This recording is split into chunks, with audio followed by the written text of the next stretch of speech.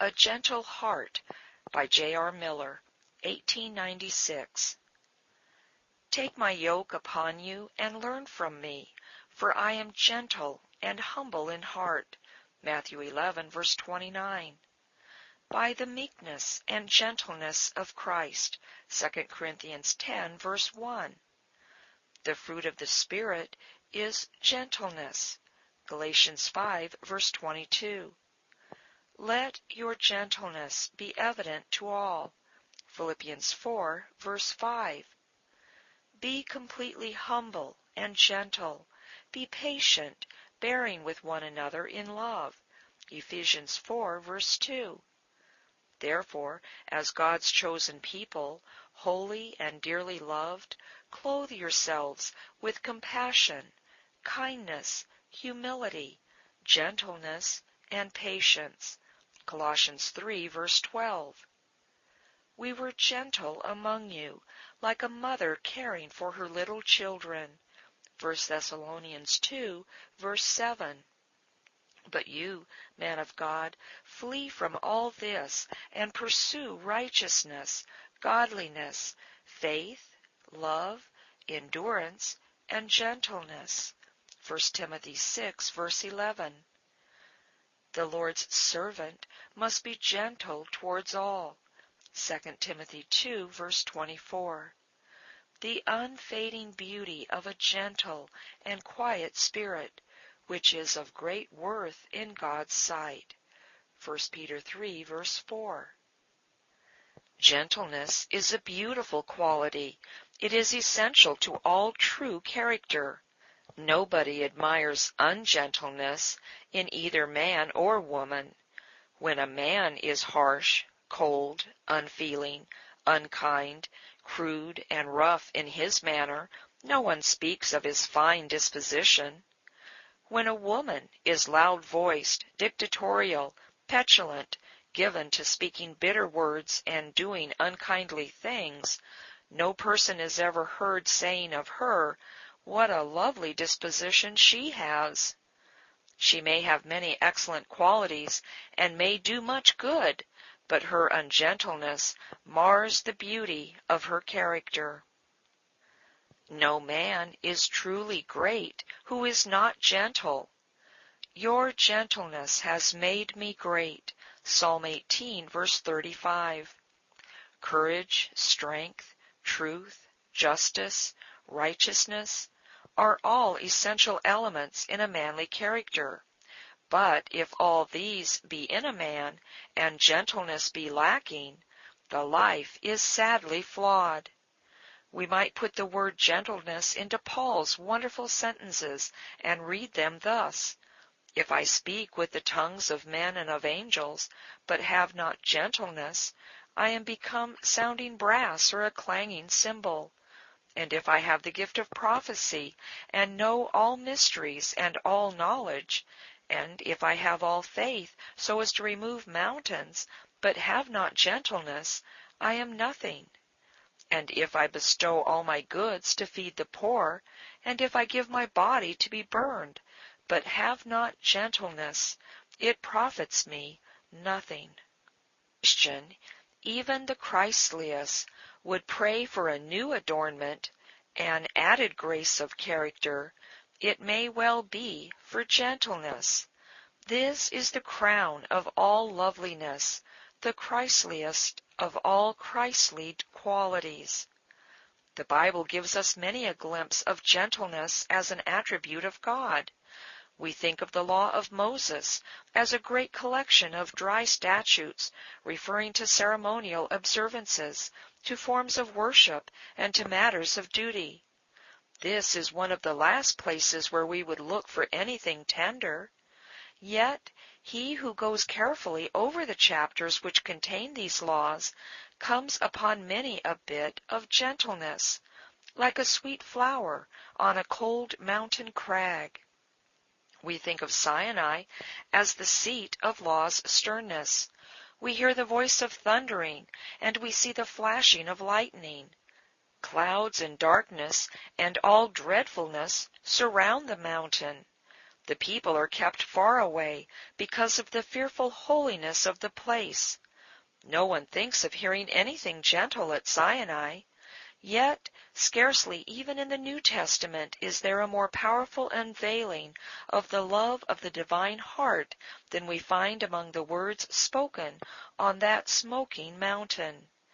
I am the Lord, the merciful and gracious God. I am slow to anger and rich in unfailing love and faithfulness.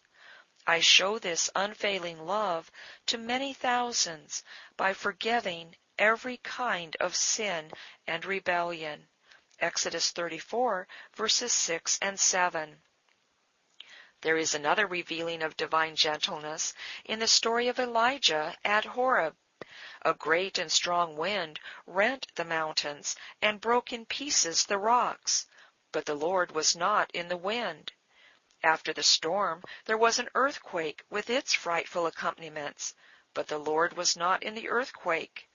Then a fire swept by, but the Lord was not in the fire.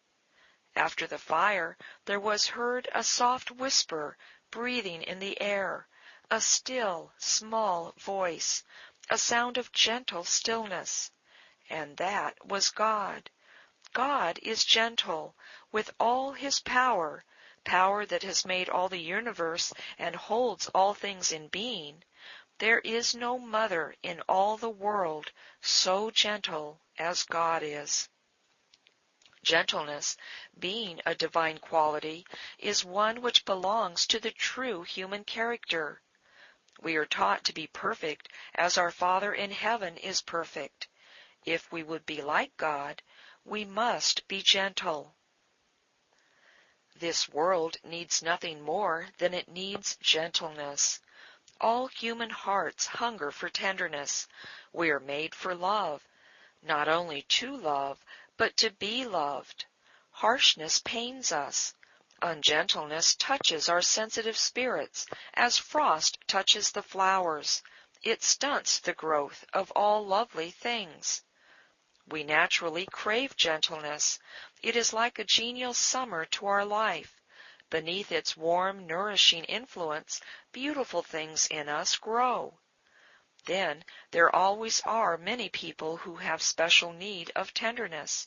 We cannot know what secret burdens many of those about us are carrying, what hidden griefs burn like fires in the hearts of those with whom we mingle in our common life. Not all grief wears the outward garb of mourning. Sunny faces oftentimes veil heavy hearts. Many people who make no audible appeal for sympathy yet crave tenderness. They certainly need it, though they ask it not, as they bow beneath their burden. There is no weakness in such a yearning. We remember how our Master himself longed for expressions of love when he was passing through his deepest experiences of suffering, and how bitterly he was disappointed when his friends failed him. Many a life goes down in the fierce, hard struggle for lack of the blessing of strength which human tenderness would have brought. Many a man owes his victoriousness in sorrow or in temptation to the gentleness which came to him in some helpful form from a thoughtful friend. We know not who of those we meet any day who need the help which our gentleness could give. Life is not easy to most people. Its duties are hard, its burdens are heavy. Life's strain never relaxes. There is no truce in life's battles. This world is not friendly to noble living. There are countless antagonisms. Heaven can be reached by any of us only by passing through serried lines of strong enmity. Human help is not always ready when it would be welcomed. Too often men find indifference or opposition where they ought to find love. Life's rivalries and competitions are sharp and oftentimes deadly. We can never do amiss in showing gentleness. There is no day when it will be untimely. There is no place where it will not find welcome. It will harm no one, and it may save someone from despair. The touch of a child on a woman's hand may save a life from self-destruction. It is interesting to think of the new era of love which Jesus opened. Of course there was gentleness in the world before he came. There was mother love. There was friendship, deep, true, and tender. There were marital lovers who were bound together with most sacred ties. There were hearts, even among heathen people, in which there was gentleness, almost beautiful enough for heaven. There were holy places where affection ministered with angel tenderness. Yet the world at large was full of cruelty. The rich oppressed the poor. The strong crushed the weak. Women were slaves, and men were tyrants. There was no hand of love reached out to help the sick, the lame, the blind, the old, the deformed, the insane, nor any to care for the widow, the orphan, and the homeless. Then Jesus came, and for 33 years he went about among men doing kindly things. He had a gentle heart, and gentleness flowed out in his speech. He spoke words which throbbed with tenderness. There was never any uncertainty about the heartbeat in the words which fell from the lips of Jesus. They throbbed with sympathy and tenderness. The people knew always that Jesus was their friend. His life was full of rich helpfulness. No wrong or cruelty ever made him ungentle. He scattered kindness wherever he moved. One day they nailed those gentle hands to a cross. After that the people missed him, for he came no more to their homes.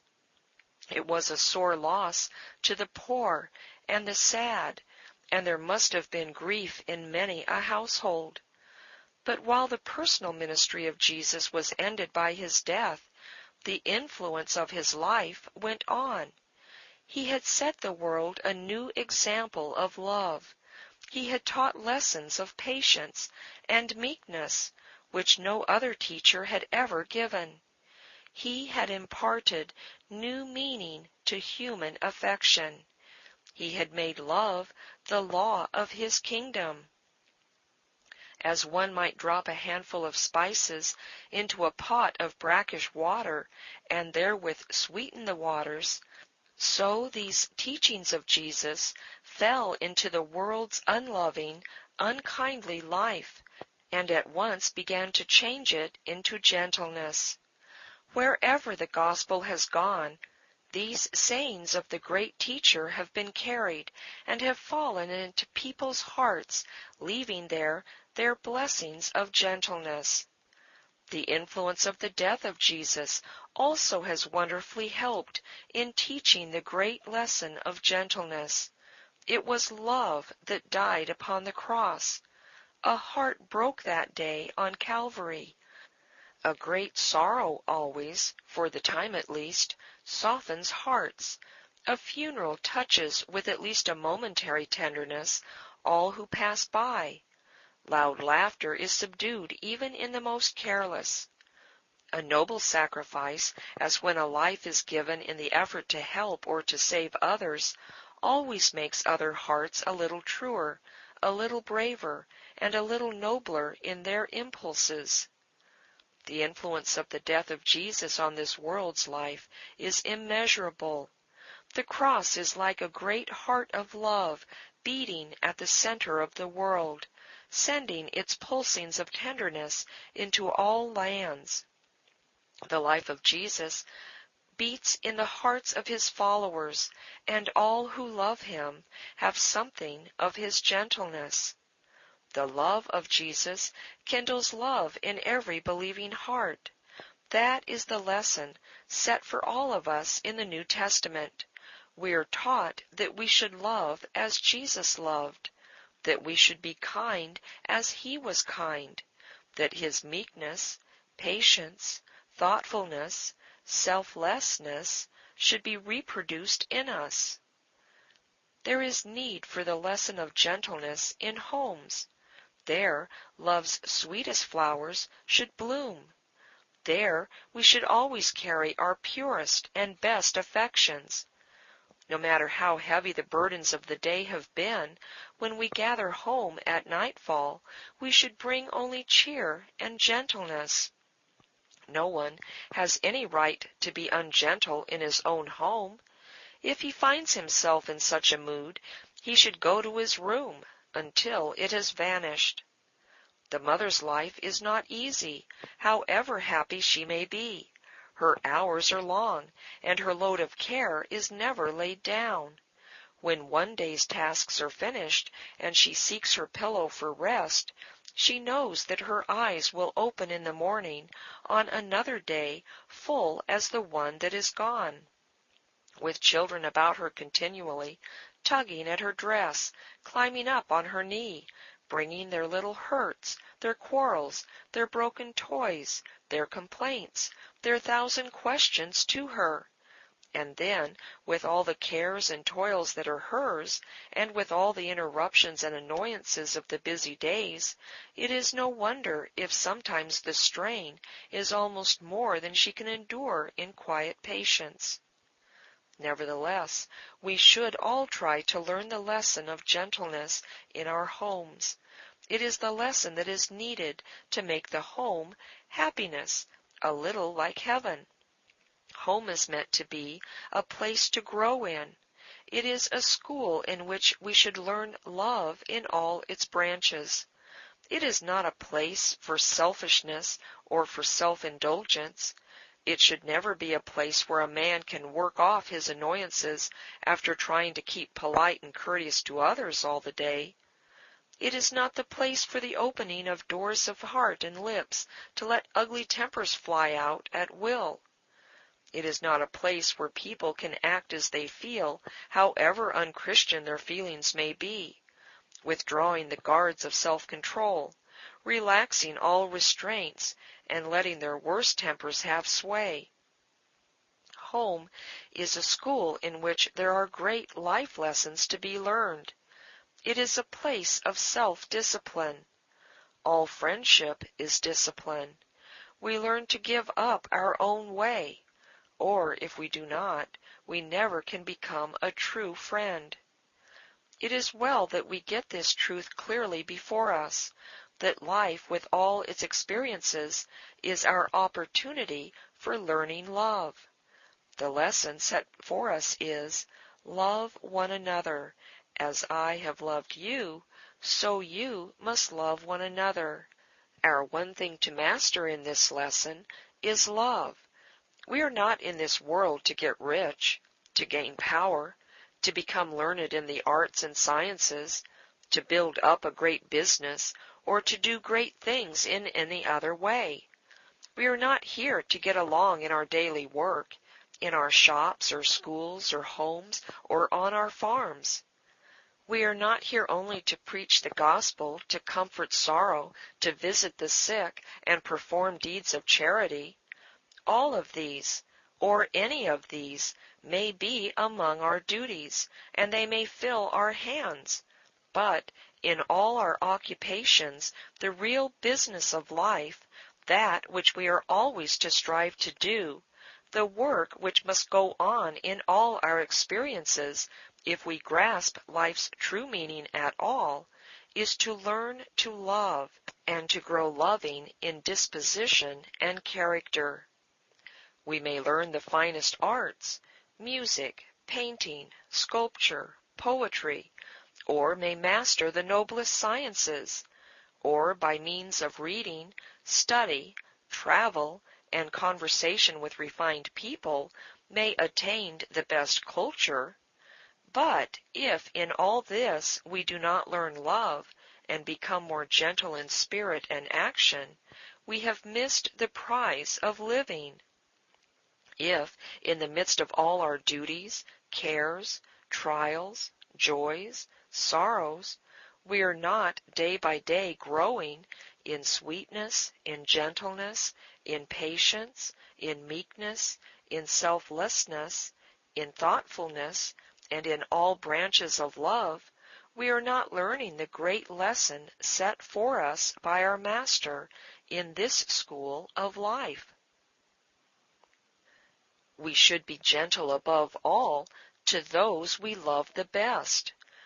There is an inner circle of affection to which each heart has a right, without robbing others.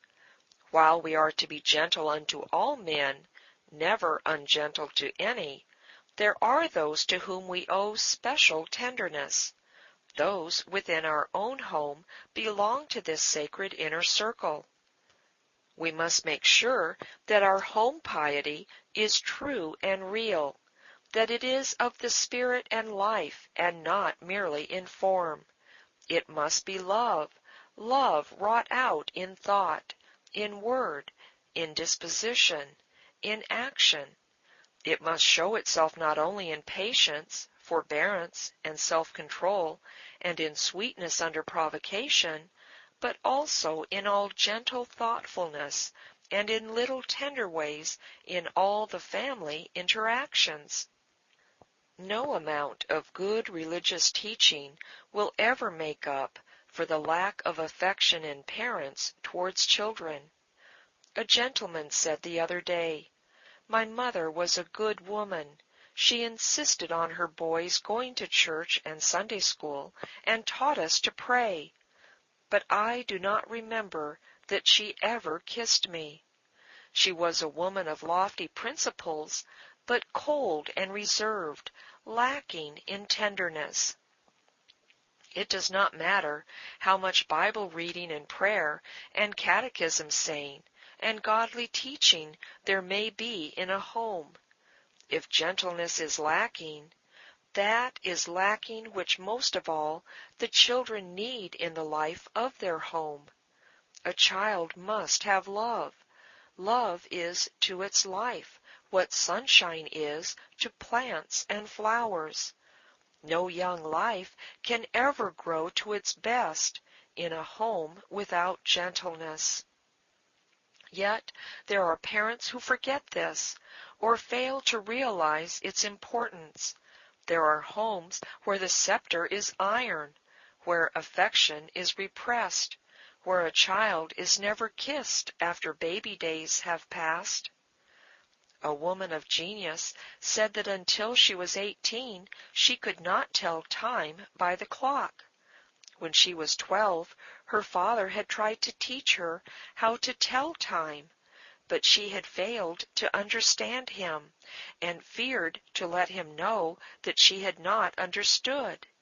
Yet she said that he had never in her life spoken to her a harsh word.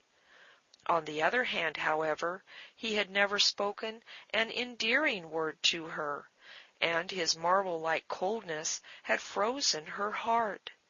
After his death, she wrote of him, "His heart was pure, but cold. I think there was no other like it on the earth." I have a letter from a young girl of 18 in another city, a stranger of whose family I have no personal knowledge. The girl writes to me, not to complain, but to ask counsel as to her own duty. Hers is a home where love finds no adequate expression in affectionateness. Both her parents are professing Christians, but evidently they have trained themselves to repress whatever tenderness there may be in their nature. This young girl is hungry for home love, and writes to ask if there is any way in which she can reach her parents' hearts to find the treasures of love which she believes are locked away there. "I know they love me," she writes. "They would give their lives for me. But my heart is breaking for expressions of that love. She is starving for love's daily food." It is to be feared that there are too many such homes, Christian homes, with prayer and godly teaching, and with pure, consistent living. but with no daily bread of lovingness for hungry hearts. I plead for love's gentleness in homes. Nothing else will take its place.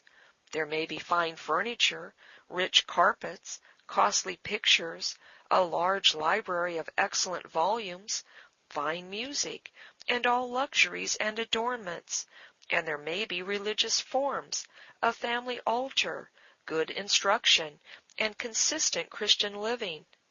But if gentleness is lacking in the family communion, the lack is one which leaves an irreparable hurt in the lives of the children.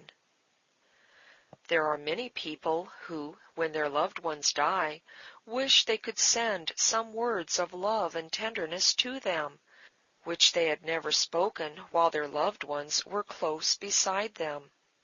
In too many homes, gentleness is not manifested while the family circle is unbroken, and the heartache for the privilege of showing kindness, perhaps for the opportunity of unsaying words and undoing acts which caused pain. We would better learn the lesson of gentleness in time, and then fill our home with love while we may. It will not be very long until our chance of showing love shall have been used up. But home is not the only place where we should be gentle. If the inner circle of life's holy place have claim on us for the best that our love can yield, the common walks and the wider circle also have claim for our love and gentleness. Our Master manifested himself to his own, as he did not to the world. But the world, even his cruelest enemies, never received anything of ungentleness from him. The heart's most sacred revealings are for the heart's chosen and trusted ones, as the secret of the Lord is with those who fear him. But we are to be gentle unto all men, as our Father sends his rain upon the just and upon the unjust. What we learn under home's roof in the close fellowship of household life, we are to live out in our associations with others. As Moses' face shone when he came down among the people after being with God in the mount, so our faces should carry the warmth and glow of tenderness from love's inner shrine, out into all other places of ordinary social interaction. What we learn of love's lesson in our home, we should put into practice in our life in the world, in the midst of its strifes, rivalries, competitions, frictions, and manifold trials and testings. We must never forget that true Christianity, in its practical outworking, is love. Some people think religion is mere orthodoxy of belief, that he who has a good creed is truly religious. We must remember that the Pharisees had a good creed and were orthodox, yet we have our Lord's testimony that their religion did not please God. It lacked love. It was self-righteous and unmerciful. Others think that true religion consists in the punctual observance of forms of worship. If they are always at church on Sundays and other church meetings, and if only they attend to all the ordinances and follow all the rules, then they are true Christians. Yet sometimes they are not easy people to live with. They are censorious, dictatorial, judges of others, exacting, severe in manner, or harsh in speech. Let no one imagine that any degree of devotion to the church and diligence in observing ordinances will ever pass with God for true religion if one has not love, is not loving and gentle. The practical outworking of Christianity is love. A good creed is well, but doctrines which do not become a life of gentleness in character and disposition, in speech and in conduct, are not fruitful doctrines. Church attendance, Religious duties are good and right, but they are only means to an end, and the end is lovingness. The religious observances which do not work for us kinder thoughts, diviner affections, and a sweeter life, are not profiting us. The final object of all Christian life and worship is to make us more like Christ, and Christ is love. For the whole law is fulfilled in one word, even in this, you shall love. The one who loves another has fulfilled the law. The commandments are all summed up by this, love your neighbor as yourself. Those who live the gentle life of patient, thoughtful, selfless love make a melody whose strains are enrapturing. Someone asks almost in disheartenment, how can we learn this lesson of gentleness? Many of us seem never to master it. We go on through life, enjoying the means of grace and striving more or less earnestly to grow better, yet our progress appears to be very slow. We desire to learn love's lesson, but it comes out very slowly in our life. We must note, first of all, that the lesson has to be learned. It does not come naturally, at least to most people. We find it hard to be gentle always, and to be so to all kinds of people. Perhaps we can be gentle on sunny days, but when the harsh north wind blows, we grow fretful and lose our sweetness. Or we can be gentle without much effort to some gentle-spirited people, while perhaps we are almost unbearably ungentle to others. We are gracious and sweet to those who are gracious to us, but when people are rude to us, when they treat us unkindly, when they seem unworthy of our love, it is not so easy to be gentle to them. Yet that is the lesson which is everywhere taught in the Scriptures, and which the Master has set for us.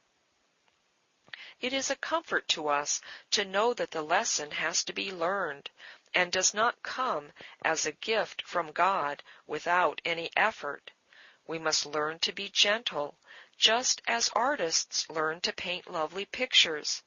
They spend years and years under masters and in patient, toilsome effort before they can paint pictures which at all realize the lovely visions of their soul. It is still more difficult to learn to reproduce visions of love in human life, to be always patient, gentle, kind. It gives us encouragement as we are striving to get our lesson, to read the words in which Paul says that he had learned to be content whatever his condition was. It adds, too, to the measure of our encouragement to see from the chronology of the letter in which we find this bit of autobiography that the apostle was well on toward the close of his life when he wrote so triumphantly of this attainment. We may infer that it was not easy for him to learn the lesson of contentment, and that he was quite an old man before he had mastered it. It is probably as hard to learn to be always gentle as it is to learn to be always contented. It will take time and careful, unwearying application. We must set ourselves resolutely to the task, for the lesson is one that we must not fail to learn, unless we would fail in growing into Christ-likeness. It is not a matter of small importance. It is not something merely that is desirable, but not essential. Gentleness is not a mere ornament of life, which one may have or may not have, as one may or may not wear jewelry. It is not a mere frill of character which adds to its beauty, but is not part of it. Gentleness is essential in every true Christian life. It is part of its very warp and woof. Not to be gentle is not to be like Jesus. Therefore the lesson must be learned. The golden threads must be woven into the texture. Nothing less than the gentleness of Christ himself must be accepted as the pattern after which we are to fashion our life and character. Then, every day, some progress must be made toward the attainment of this lovely ideal. See that no one day passes in which you do not make yourself a somewhat better Christian. The motto of an old artist was, "No day without a line." If we set before us the perfect standard, the gentleness of our Master, and then every day make some slight advance, though it be but a line, toward the reproducing of this gentleness in our own life, we shall at last wear the ornament of a gentle spirit, which is so precious in God's sight. We must never rest satisfied with any partial attainment. Just so far as we are still ungentle, rude to anyone, even to a beggar, sharp in speech, haughty in bearing, unkind in any way to a human being, the lesson of gentleness is yet imperfectly learned, and we must continue our diligence. We must get control of our temper, and must master all our moods and feelings. We must train ourselves to check any faintest risings of irritation, turning it instantly into an impulse of tenderness. We must school ourselves to be thoughtful, patient, charitable, and to desire always to do good. The way to acquire any grace of character is to compel thought, word, and action in the one channel, until the lovely quality has become a permanent part of our life. There is something else. We never can learn the lesson ourselves alone.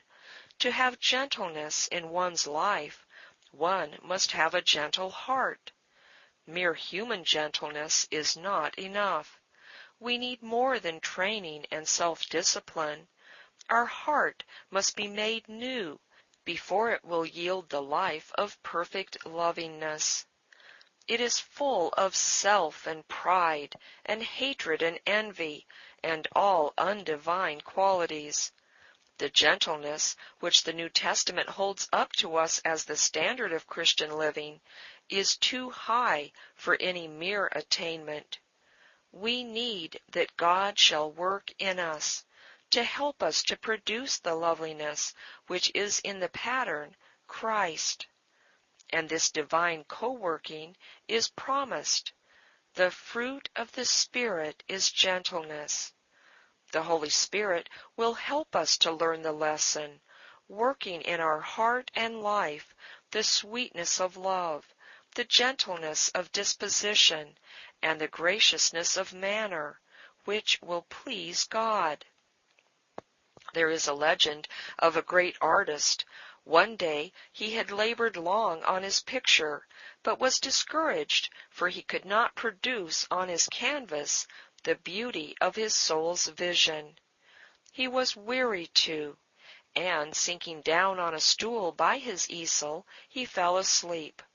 While he slept, an angel came, and taking the brushes which he had dropped from his tired hands, the angel finished the picture in a marvelous way.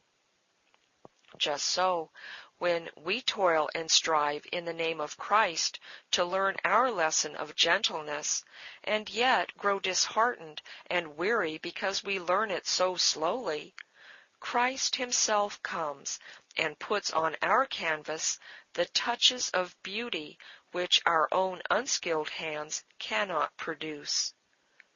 Your gentleness has made me great. Psalm 18, verse 35. This concludes A Gentle Heart by J.R. Miller.